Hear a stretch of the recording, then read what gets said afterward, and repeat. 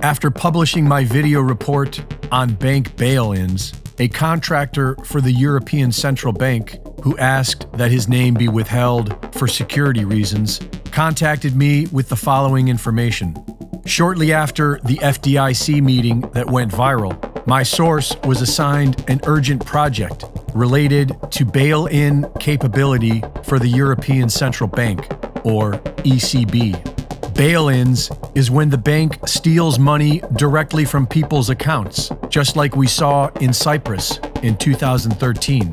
The project goal is to build a data infrastructure for the financial market infrastructures, which are the networks that allow financial transactions to take place, to report to the ECB about the capability of banks and capital markets to absorb losses and to execute bail-ins as quickly and efficiently as possible. This urgent project makes it clear that the ECB is expecting a system collapse and that they know it is uncontrollable and unforeseeable.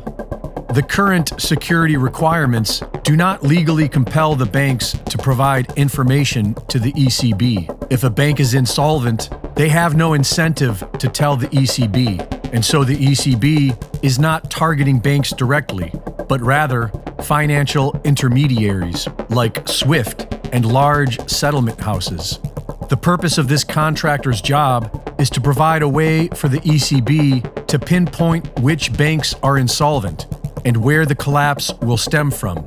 This is being done by creating large data lakes, which an engineer can analyze and find meaning at a graphical level. How much bail-ins each bank has to execute, and how much of a loss they can take. This is evidence that the ECB is definitely planning on bail-ins as a means of surviving an imminent collapse.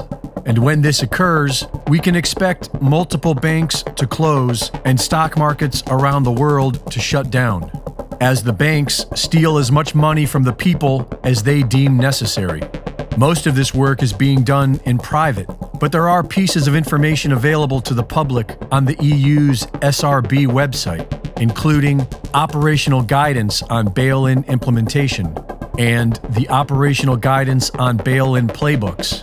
The ECB contractor has also pointed out that the latest directives for the European Union's digital service providers states that governments shall appoint trusted bodies for internet domain registry, meaning that the government will have the sole authority on who is able to have a website, and that these new security directives allow a gaping hole for a major cyber attack, which official commentators are ignoring. Reporting for InfoWars, this is Reese.